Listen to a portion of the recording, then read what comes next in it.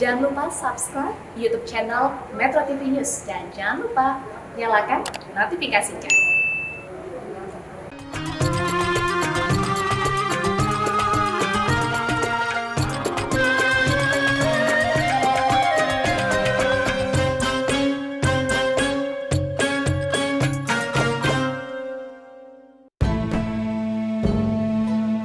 Agama Islam telah mengajarkan kita semua untuk selalu hidup bersih dan sehat sesuai ajaran Islam. Hidup sehat merupakan salah satu cara untuk mencapai kehidupan yang bahagia, berkah, bermanfaat, dan tentram sejahtera. Terlebih di era pandemi seperti saat ini, pola hidup sehat adalah suatu bagian yang harus dan mutlak bagi seluruh umat muslim. Hidup sehat yang dicontohkan oleh Rasulullah Shallallahu Alaihi Wasallam yang patut untuk ditiru dan dicoba, diterapkan untuk mencapai kehidupan yang sehat, bahagia, dan sejahtera.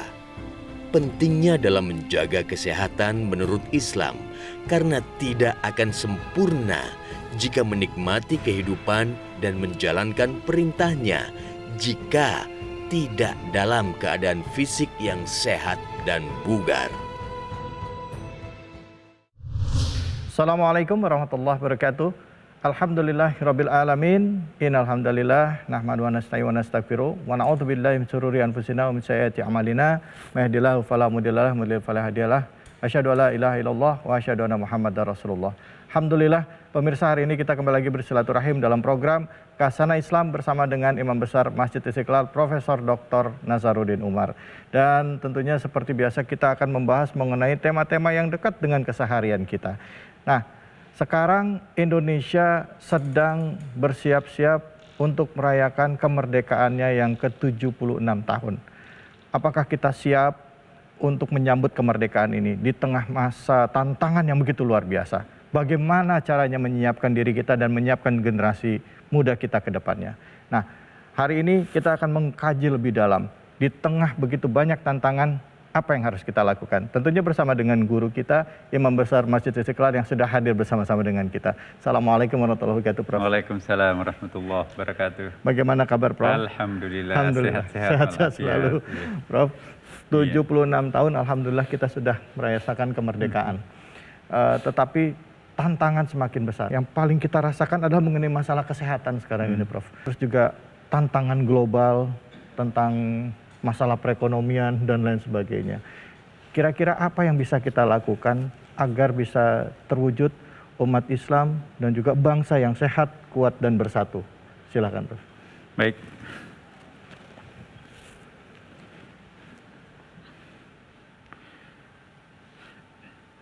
Bismillahirrahmanirrahim. Assalamualaikum warahmatullahi wabarakatuh. Alhamdulillah, syukurlah, wassalatu wassalamu ala rasulillah, sayyidina, habibina, wa syafi'ina, maulana Muhammadin sallallahu alaihi wasallam. Amma ba'd. Para pemirsa dimanapun juga berada, Alhamdulillah, pada hari ini kembali kita berjumpa di dalam suasana semoga lebih baik kondisinya daripada kemarin-kemarin. Dan insya Allah kebetulan bulan ini atau hari-hari ini biasanya dalam hari normal kita asyik dan kita sibuk mempersiapkan perayaan kemerdekaan Republik Indonesia, ya kan? Yeah. Nah, sekarang ini karena kondisinya sangat berubah dengan masa-masa lampau. Nah, sekarang kita ingin melihat ya, dalam kondisi COVID-19 seperti ini, spirit seperti apa yang harus kita lakukan dalam rangka mewujudkan cita-cita luhur bangsa Indonesia. Ketika mendeklarasikan proklamasi kemerdekaan pada waktu itu, tentu ada mimpi obsesi yang akan dicapai.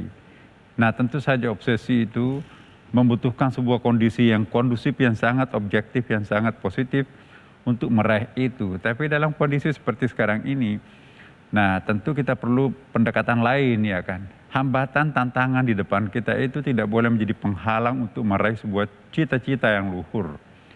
Semakin besar sebuah tantangan, maka semakin perlu kita melakukan berbagai macam pendekatan dalam rangka menciptakan kemudahan-kemudahan itu sendiri. Inna ma'al usri yusra. Ya. Di mana ada kesulitan, pasti juga di balik itu juga ada kemudahan. Allah Maha Adil kok. Seperti kita lihat kondisi yang mencekam kita hari ini dan juga terutama hari-hari kemarin, ya. Saya kebetulan tinggalnya dekat rumah sakit ya. Oh iya, Bro. Jadi 24 jam itu kedengaran siren itu, ada yang membawa orang sakit, ada yang membawa pergi mayat gitu. Jadi setiap hari sound system itu inna lillahi wa inna ilaihi raji'un. Maghrib ada lagi inna lillahi wa inna ilaihi raji'un. Tetapi satu poin yang sangat penting bagi bangsa kita ini, meskipun dalam keadaan yang mencekam seperti ini, mereka tidak akan pernah kehilangan spirit dan semangat. Mungkin karena kita memang dulu itu sejarahnya penuh dengan tantangan, karena kita masyarakat maritim kan, masyarakat pantai. Ya. Kalau kita nggak berkeringat, bagaimana bisa makan? Ya. Jadi kita sudah terbiasa ya bekerja keras. Nah, dalam keadaan sesulit apapun, berjumpa di sini, adat istiadat kita itu menantang kita untuk bekerja keras. Agama yang kita anut, terutama umat Islam ya, saya kira agama lain juga sama ya. Bagaimana memberikan spirit untuk memperbaiki kualitas dunia kita dalam rangka mencapai akhirat yang lebih baik. Karena kita sangat yakin ya bahwa makin kuat kita memperkuat daya tahan ekonomi, daya tahan kesehatan kita sendiri, bahkan jangan salah, daya tahan politik bangsa. Ya. Itu juga akan sangat berkontribusi terhadap kemapanan diri kita sebagai suatu warga bangsa. Ya. Ya, jadi look down dan underconfident orang yang pernah lihat terhadap Indonesia dalam kondisi seperti ini, dilanda COVID ini, jangan-jangan nanti akan bubar. Tapi apa yang terjadi? Insya Allah ini ada sebuah spirit yang luar biasa yang Allah berikan kepada bangsa Indonesia ini. Meskipun dalam keadaan sekarang ini begitu sulitnya, ada saja ya jalan keluar yang diberikan Allah. Ini saya teringat apa yang sering kita bahas dalam acara-acara kita di sini ya, bahwa mayattaqullah yaj'al lahu makhrajan wa yarzuqhu min haitsu la yahtasib. Barang siapa yang mencapai puncak ketakwaannya kepada Allah Subhanahu wa taala, pasti akan diberikan jalan keluar terhadap berbagai macam kesulitan dihadapinya. Dan akan diberikan rezeki di luar dugaan, subhanallah.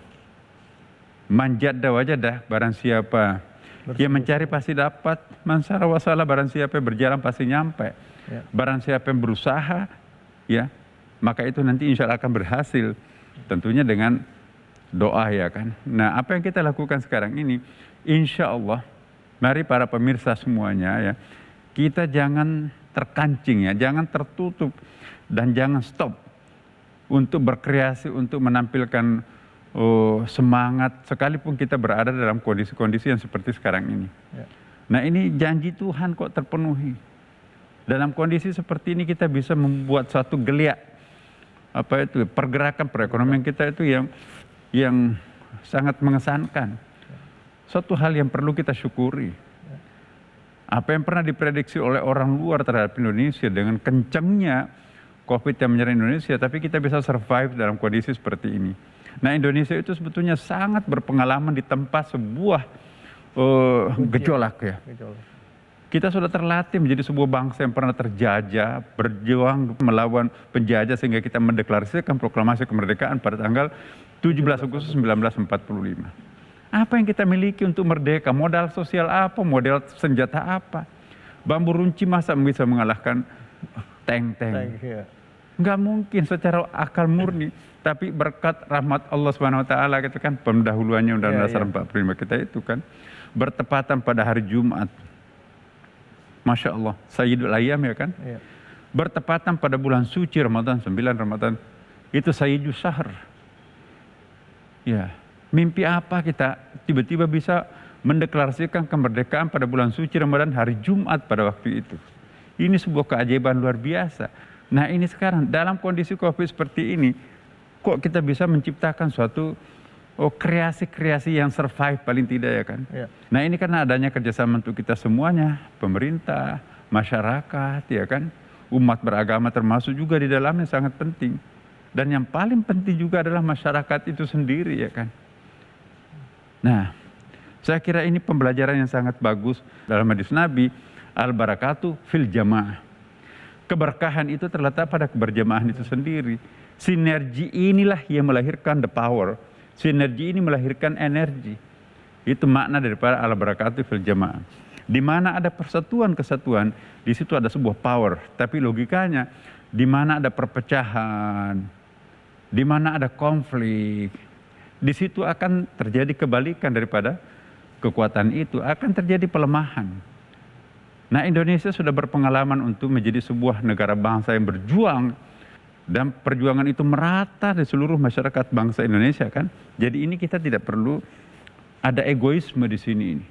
Nah, kita lihat, entah itu pemerintah, entah itu masyarakat, tokoh umat beragama, bahu membahu, kita nggak ada perbedaan agama, tidak ada perbedaan mazhab, pokoknya satu. Kita satu Indonesia, bagaimana keluar daripada kemelut ini. Nah, para pemirsa, 2 poin yang sangat penting pada kesempatan ini. Pertama adalah bagaimana kesehatan itu sendiri.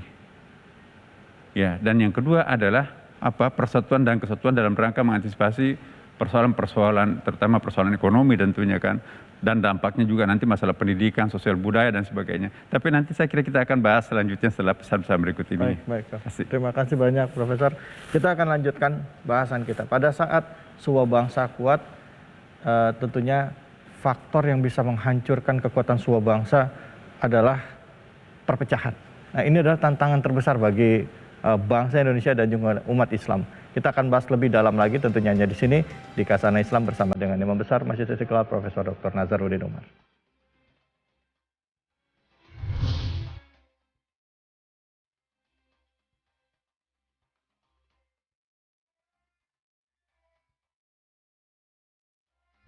Benar-benar kita harus bersyukur sebagai warga bangsa Indonesia. Kenapa? Kita itu dikarunia oleh Allah Subhanahu wa taala berbagai macam potensi yang luar biasa.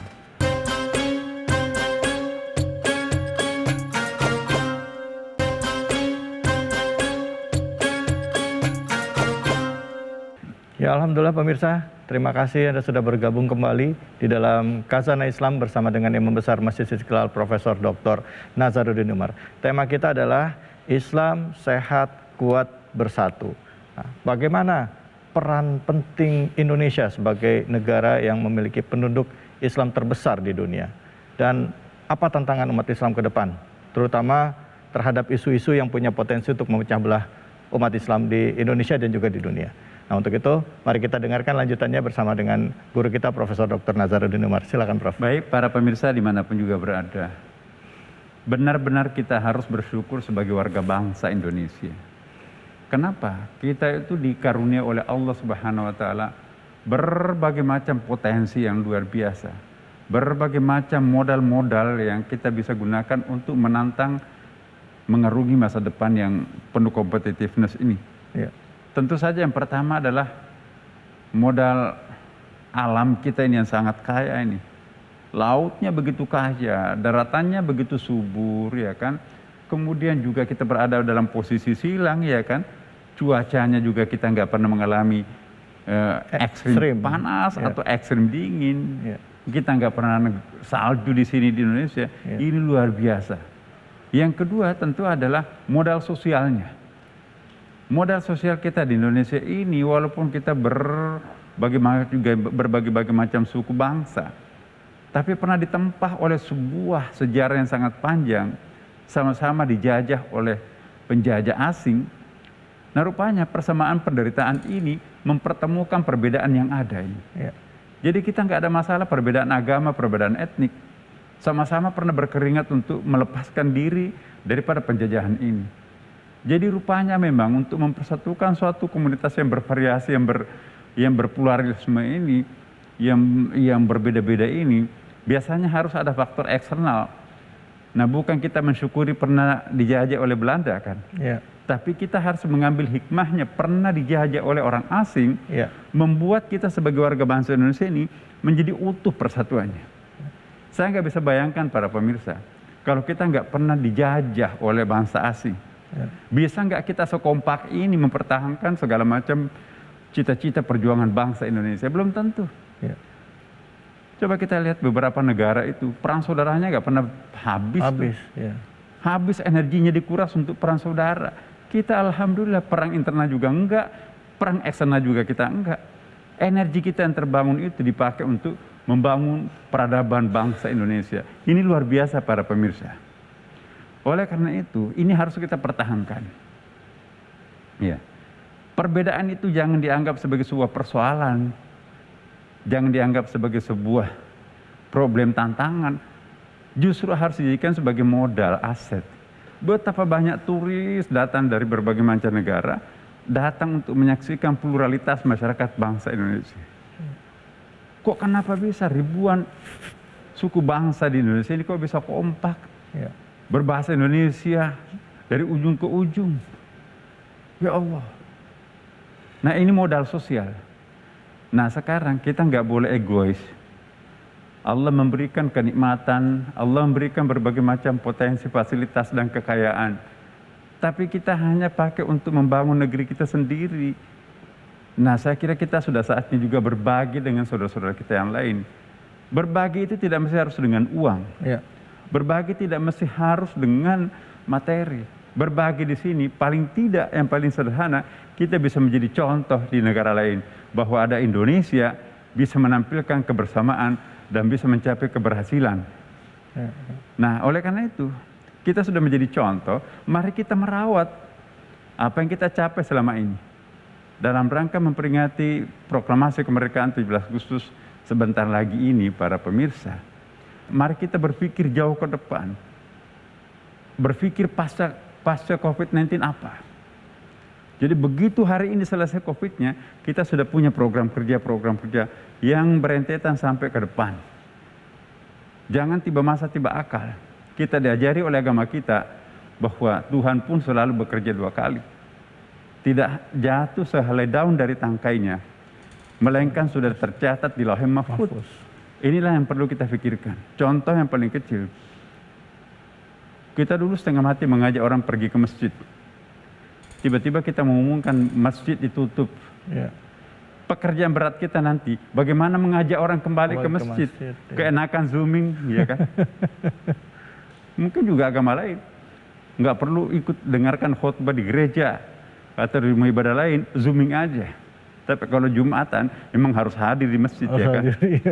Nah, Indonesia belum menganut orang bisa ikuti Jumatan via zooming. Itu banyak resikonya. Ya zooming pakai khutbah tiba-tiba mati lampu. Nah kalau khutbah terputus itu batal khutbah itu. Masa imam di depan TV. Jadi ibadah mahta jangan diotak-atik lah. Tetapi yang lain-lainnya yang sunat itu banyak sekali manfaatnya dan hikmahnya apa yang kita peroleh dari masa COVID-19 ini. Jadi umat yang bersyukur mampu mensyukuri apapun yang Allah berikan terhadapnya. Baiklah para pemirsa, semoga ada manfaatnya ya. Kontemplasi kita pada hari ini. Insya Allah mari menyongsong proklamasi kemerdekaan Republik Indonesia dan juga dalam situasi tahun baru Hijriah ya kan. Semoga Allah memberikan spirit dan semangat dan kekuatan baru. Amin, ya Allah. Melangkah lebih depan, masa depan lebih cepat. Demikian, wassalamualaikum warahmatullahi wabarakatuh. Waalaikumsalam warahmatullahi wabarakatuh. Silakan Prof.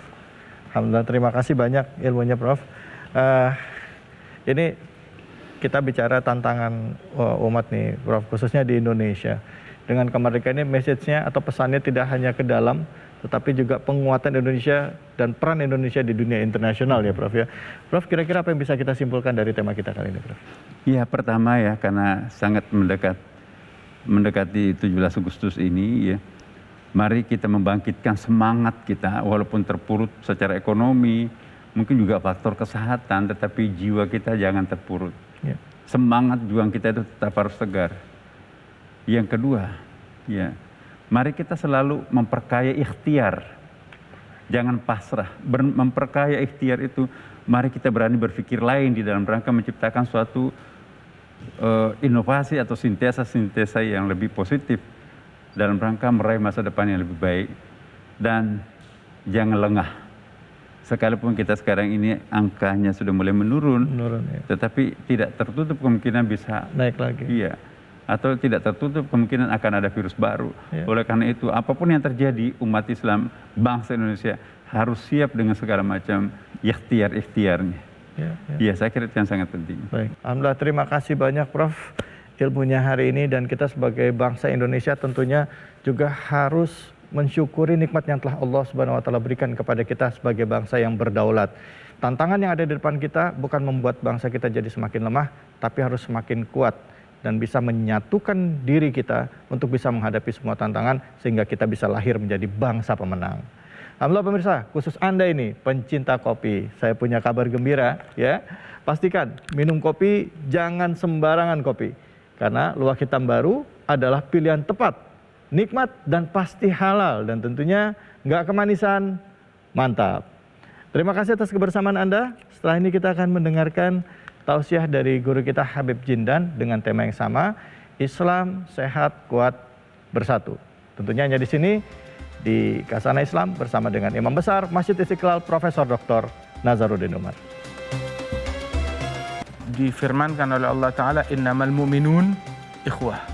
Mu'minin satu sama lain saling bersaudara. Kalau kita sudah bersatu, saling cinta.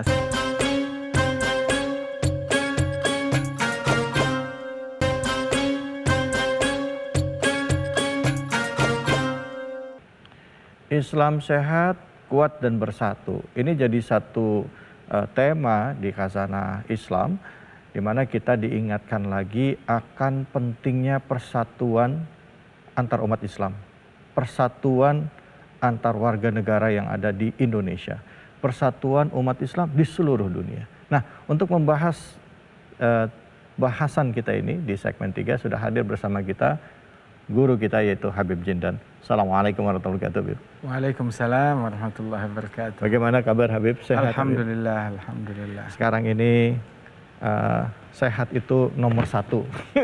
Padahal dari dulu-dulu ya Habib, tapi sekarang awareness-nya makin tinggi.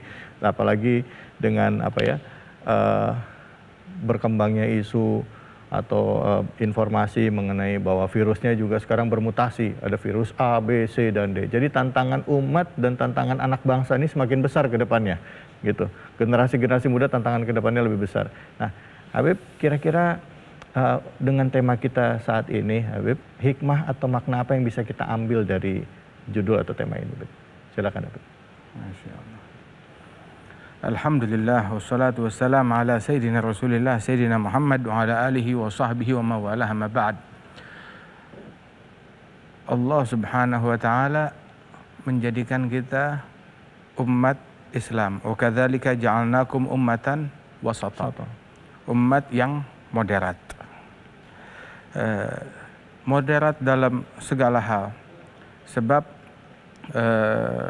khairul umur awsatuha, sebaik-baiknya perkara adalah yang moderat. Dan juga kita diperintahkan untuk bersatu, wa'tasimu bihablillahi jami'an wala tafarragu, jangan saling berpecah belah. Kemudian juga difirmankan oleh Allah Ta'ala, innamal mu'minun ikhwah. Mu'minin satu sama lain saling bersaudara. Kalau kita sudah bersatu, saling cinta, saling mengasihi, saling bersaudara, masalah habisnya nggak selesai. Ya. Masalah kesehatan, insya Allah selesai. Terjadi bala, bencana, asal kita bersatu, insya Allah selesai semua masalah, akan beres. Tetapi walaupun kita sehat, tapi saling ribut, saling berkelahi, saling mendengki, sehatnya itu bawa bencana. Ya. Walaupun punya rezeki, nggak ada masalah ekonomi, punya keamanan, semuanya bakal jadi rusak, bakal jadi hancur ketika bangsa ini satu sama lain saling ribut sendiri. Allah Ta'ala berfirman, wala tanaza'u fatafshalu wa tadhhaba rihukum. Jangan kalian saling berkelahi, saling ribut, saling bermusuhan, saling berselisih satu sama lain, niscaya kalian akan gagal. Fatafshalu wa tadhhaba rihukum. Bantuan Allah akan pergi meninggalkan kalian. Enggak dibantu oleh Allah Ta'ala. Sebab yadullah ma'al jamaah. Bantuan dari Allah, bimbingan Allah, keberkahan dari Allah, support dari Allah bersama jamaah ketika saling kumpul sama-sama, saling bersatu. kita diperintahkan, apalagi alhamdulillah umat Islam ini adalah umat yang sehat, umat yang bersih. Kita diajarkan macam-macam jenis kebersihan, diatur di dalam kitab suci kita, diatur di dalam syariat beragama kita. Ada yang namanya bersuci, yang namanya wudu, ambil wudu. Di mana di situ berapa kali kita membasuh tangan, berapa kali kita membasuh wajah kita dalam sehari. Sehari itu 5 kali, 5 waktu kita sholat. Tiap waktu sholat biasanya kita selalu ambil wudu. Selalu ambil wudu tiap waktu sholat. Kemudian juga membasuh wajah kita itu dalam sehari itu 15 kali minimal. Membasuh tangan kita dalam sehari itu lebih dari 30 kali kita membasuh tangan. 15 kali itu yang fardunya, ada lagi 15 kali membasuh tangan sebelum kita berwudu. Disunahkan oleh Rasulullah SAW membasuh hidung kita sampai kaki kita, kakinya orang Islam, kakinya orang yang sembahyang lebih bersih daripada mukanya orang yang nggak sembahyang. Kenapa? Sebab dibasuh seseksama mungkin. Ada wudu, ada lagi mandi, ghuslul janabah, ataupun juga ghuslul jum'ah, mandi untuk Jumat, begitu. Ada lagi kita yang namanya istinja, istinja, membersihkan aurat kita sehabis kita buang hajat. Ya. Malah habis itu katanya wudhu lagi ya, Bib ya. Habis setelah dianjurkan untuk wudhu lagi. Untuk wudhu lagi. Subhanallah. Ada sekian banyak sholat, dan bagaimana sholat duha kita wudhu lagi. Ya. Bangun malam tahajud kita wudhu lagi. Jadi ini masalah faktor kesehatan. Kalau betul kita laksanakan dengan benar, insya Allah baik-baik saja. Seperti kita orang Islam diajarkan oleh Nabi Muhammad SAW untuk selalu mencuci filter udara kita. Filter udara. Mana filter udara kita? Bukan masker itu, enggak. Tapi filter yang jauh lebih canggih lagi, hidung. Istinsyak. Dalam madhab Syafi'i sunnah, tapi dalam sebagian madhab lain ada yang mewajibkan. Bahkan ada gaul dalam madhab Syafi'i yang mewajibkan istinsyak di dalam berwudu. Rasulullah memerintahkan balighu fil madmadati wal istinsyak illa an takuna shaiman. Beristinsyak dan berkumurlah dengan dalam. Dengan dalam sedalam mungkin, kecuali kalau kamu lagi puasa. Memasukkan air ke hidung dengan dalam dan menghembuskannya dengan kuat. Sebanyak 3 kali. Ini mencuci filter. Subhanallah. Agama apa, ajaran mana yang sampai sedetail ini diajarkan oleh Nabi Muhammad SAW? Ini agama yang demikian sempurna ini. Sehingga at-tuhur syatrul iman. Kebersihan itu adalah setengah bagian daripada keimanan. Kemudian juga Rasulullah SAW Nabi yang bersih, harum, bersih, wangi, sallallahu alaihi wasallam. Itu satu hal. Nah, tinggal sekarang ini masalah persatuan kita. Sebagaimana badan bersih, ya hati biar bersih juga. Jangan benci sama orang, jangan dengki sama orang. Jangan maunya kalau mau ngelihat orang ada berbeda dikit aja bawaannya mau berantem aja, mau ribut aja, mau makan orang aja bawaannya. Jangan. Sebarkan kedamaian. Ucapan yang mempersatukan orang, begitu, yang membuat orang saling cinta, akurkan orang, islah dzatil bain, mendamaikan orang yang saling berselisih, saling mendamaikan orang, membuat orang saling cinta, saling mengasihi satu sama lain. Dan ini wa may yaf'al dzalik ibtigha' mardatillah, barang siapa yang melakukan itu mencari ridhonya Allah, fasawfa nu'tihi ajran 'azima, akan diberikan pahala yang besar oleh Allah Subhanahu wa taala. Sampai di dalam athar bahwasanya islah dzatil bain, mendamaikan orang yang saling berselisih hingga mereka saling mencintai lagi, itu yang mendamaikan. Nah, aktivisnya ini yang mendamaikan orang yang saling berselisih itu diberikan dalam sebuah athar, itu pahalanya itu seperti pahala salasin hajjah mutagabbalah, 30 haji yang makbul yang diterima oleh Allah Subhanahu wa taala. Mengakurkan orang. Ngakurkan orang pahalanya gede. Memecah belah orang juga dosanya besar. Dosanya besar. Nah, karenanya itu jadilah kita duta kebersihan. Itu duta sehat. Bukan cuma kebersihan badan doang, tapi kebersihan batin. Ngajarin orang untuk bersihkan hati mereka dari dengki, dari benci, dari iri. Terus kita nih hambanya Allah. Kita budaknya Allah, kita pelayannya Allah. Allah majikan kita. Allah suruh kita sebagai majikan, sebagai Tuhan, sebagai pencipta. Kamu hamba saya, sampai yang mesti dicintai diatur. Yang mesti dimusuhi juga diatur. Diatur oleh Allah Subhanahu wa taala, inna syaitan lakum aduun fattakhidhuhu aduwa. Syaitan adalah musuh. Maka jadikan dia sebagai musuh, perlakukan dia sebagai musuh. Ya. Ada aduwik, kata Rasulullah, musuhmu yang paling musuh adalah nafsumu. Allati baina jambaik. Itu musuh kita. Dijadikan siapa musuh. Dan juga dipilihkan siapa kawan kita. Siapa kawan kita? Innamal mu'minuna ikhwah. Mu'minin mereka bersaudara. Al-muslim akul muslim, muslim dengan muslim bersaudara. Terus perlakukan saudara seperti apa sih? La yadhlimuh, la yakhdhuluh, la yahgiruh. Nggak boleh dizalimin, nggak boleh dihina, nggak boleh dicemooh, nggak boleh dipandang dengan pandangan yang merendahkan. Bihasabi imri'in minasyarr ayahgira akhahul muslim. Cukup seorang dianggap sebagai penjahat dengan merendahkan saudaranya muslim yang lain tersebut. Kullu muslim ala muslim haram. Tiap muslim haram satu sama lain. Haram mengganggu muslim lain, mengganggu hartanya, mengganggu darahnya, mengganggu kehormatannya. Itu diharamkan. Untuk menjaga apa? Menjaga persatuan antara umat ini. Jangan sampai kita menjadi unsur yang memecah belah. Jadilah unsur yang merekatkan semua elemen bangsa ini. Masya Allah. Habib, saya terkesima nih, nanti kita lanjut lagi. Ada yang mengatakan, Beb, saya jadi ingat satu hadis di mana Rasulullah SAW pernah bersabda bahwa di dalam tubuh manusia ada segumpal darah. Jika ia baik, maka semuanya akan baik gitu. Nah, apakah itu berhubungan juga, Beb, dengan apa yang kita makan? Karena di dalam Islam kan juga mengenal ada istilahnya puasa. Terus juga mengenal untuk memakan makanan yang baik-baik. Nah, apakah ini juga berhubungan juga, Bib, dengan karakter umat muslimin saat ini gitu? Dan nanti kita bahas. Tetap di sini di Khazanah Islam bersama dengan Imam Besar Masjid Istiqlal Profesor Dr. Nazar.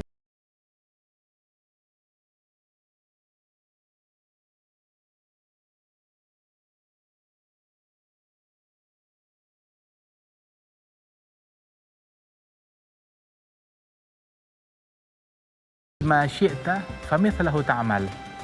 Makan apapun yang kamu kehendaki, sesuai yang kamu makan, begitulah yang kamu amalkan. Ya.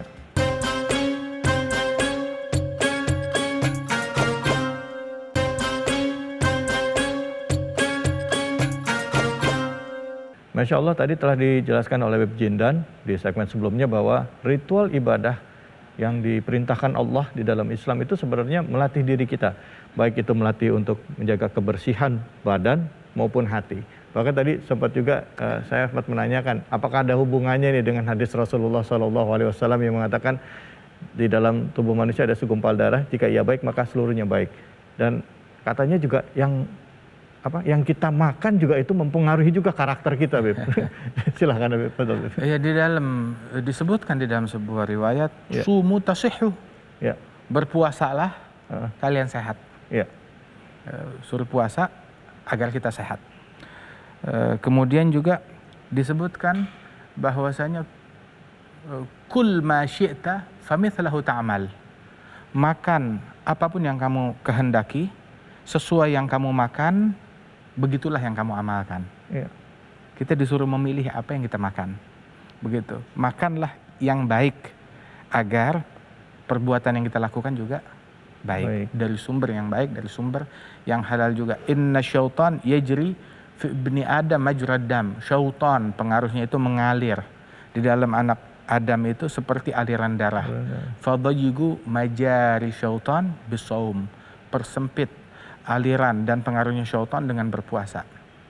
Nah, karenanya itu semua ibadat, baik itu puasa, baik itu sedekah, baik itu sholat, baik itu ibadat, apapun bentuknya, itu harus punya pengaruh di dalam kebersihan hati kita.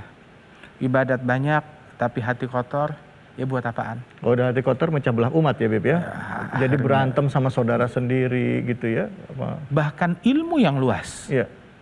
Tapi hati kotor nggak ada gunanya. Astagfirullah. Sampai dibilang bahwasanya gutrah minal hawa tukhammiju bahar minal ilm.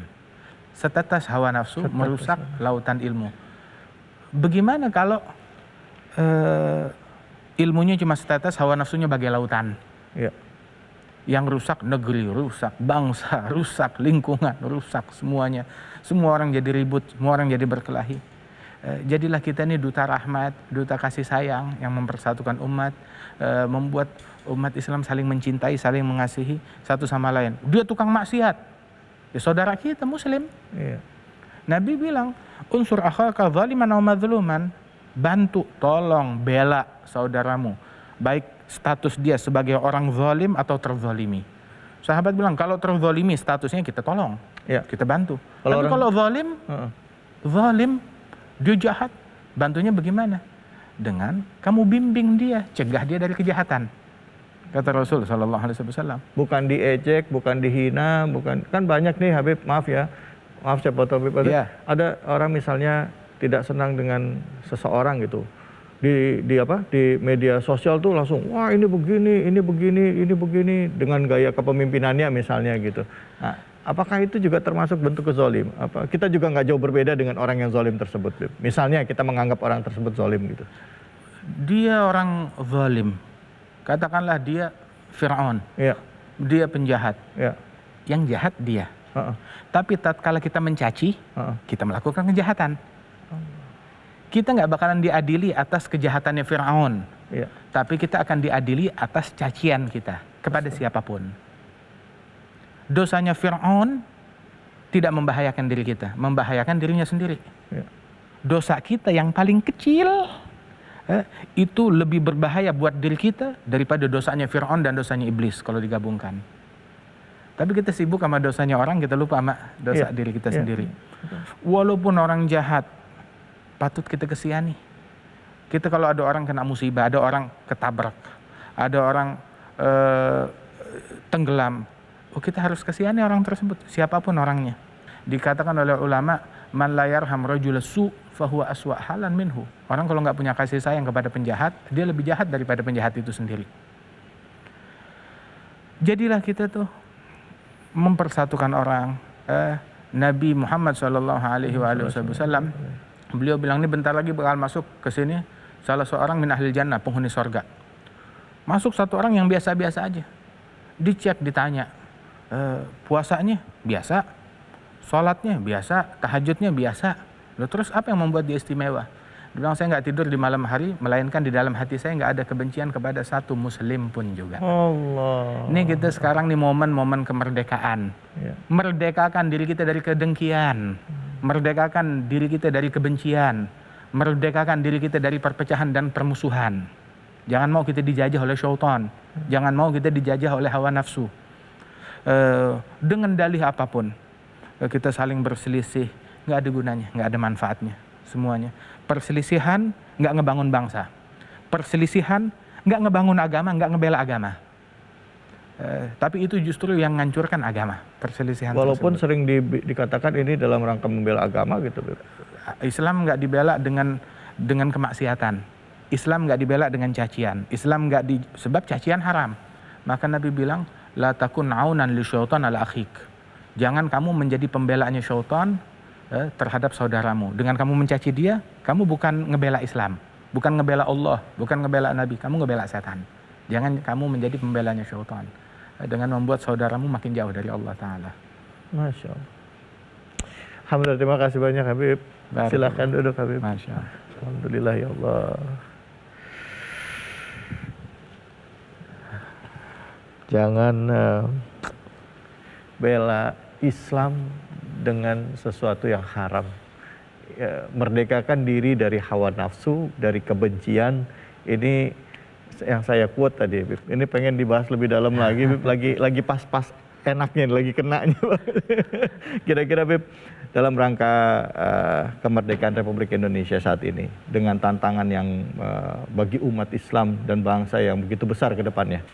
apa yang harus kita siapkan dan apa yang bisa kita simpulkan dari tema kita ini? Ayo kita jaga yuk kemerdekaan kita. Kita udah merdeka dari mulut singa, jangan kita masuk ke mulut buaya. Siap. Udah merdeka dari Belanda, dari Jepang, jangan kita masuk dalam penjajahan nafsu dan syaitan. Ya. Penjajahan nafsu dengan kita saling mendengki, saling membenci, saling berpecah belah satu sama lain. Kita jaga nih kemerdekaan kita. Merdeka dari kemaksiatan, merdeka dari kotoran hati, merdeka dari memandang orang lain dengan pandangan yang merendahkan, meremehkan. Begitu. Ayo merdekakan diri kita dari sifat-sifat yang tercela. Begitu. Jadilah kita orang yang merdeka, yang hakiki, dengan bersujud, dengan balik kepada Allah Subhanahu wa taala. Dari ninggalin sholat menuju rajin sholat. Dari memboikot Al-Qur'an jadi rajin baca Al-Qur'an. Jadi rajin ke masjid, jadi rajin sholat jamaah. Begitu di momen-momen yang mulia ini. Jadi bisa lebih menghargai saudara, menghargai orang tua, antara ibadah hablum minallah dan hablum minanas berimbang gitu. Silaturahmi harus bagus. Begitu ada satu orang kan bilang kepada Rasulullah, "Ya Rasulullah, tetangga saya ada satu perempuan tahajud tiap malam nggak pernah tidur, puasa tiap hari, tapi dia mengganggu lingkungannya dengan mulutnya." Maka Nabi bilang, la khaira fiha hiya finnar, nggak ada baiknya dia di neraka, kata Nabi Muhammad. Walaupun dia sholat. Sholatnya bukan yang wajib aja, malam dia tahajud, semalam suntuk, tiap hari dia puasa. Nabi bilang nggak ada baiknya nih orang. Kenapa? Ngeganggu orang lain, mengganggu lingkungannya, kawasannya dengan mulutnya. Hiya finnar, dia di neraka. Nauzubillah min dzalik. Alhamdulillah, selamat. Kita cari selamat fid dunya wal akhirah, dengan ibadah kita, dengan akhlak kita terhadap selamat sesama. Dari penjajahan setan, dari penjajahan nafsu. Allahu akbar. Alhamdulillah pemirsa, hari ini banyak sekali ilmu yang sudah kita dapatkan dari guru-guru kita, dari Profesor Dr. Nazaruddin Umar, dari Habib Jindan yang tadi sudah mengupas secara dalam sekali tentang tantangan yang harus kita hadapi, tidak hanya keluar tapi terhadap diri kita sendiri. Kita rubah, kita hijrah, dan mari kita pertahankan kemerdekaan kita dengan memerdekakan kita dari hawa nafsu. Pemirsa, bicara mengenai kebaikan juga saya ingin berbagi nih ya. Insya Allah pemirsa, kalau Anda pecinta kopi, pastikan minum kopinya jangan sembarangan kopi. Luwak hitam baru adalah pilihan tepat, nikmat dan pasti halal. Dan tentunya nggak kemanisan, mantap. Terima kasih atas kebersamaan Anda. Saya David Halik dan terima kasih banyak Habib atas ilmunya hari ini. Mari sama-sama kita jaga ukhuwah Islamiyah, ukhuwah watoniyah, sehingga bangsa kita yang telah diberikan kemerdekaan oleh Allah Subhanahu wa taala bisa kita pertahankan dengan saling menghargai, saling menghormati, dan terus meningkatkan keimanan ketakwaan kita kepada Allah Subhanahu wa taala. Terima kasih. Wabillahi taufiq wal hidayah. Assalamualaikum warahmatullahi wabarakatuh. Habib, terima kasih banyak ya Habib. Metro TV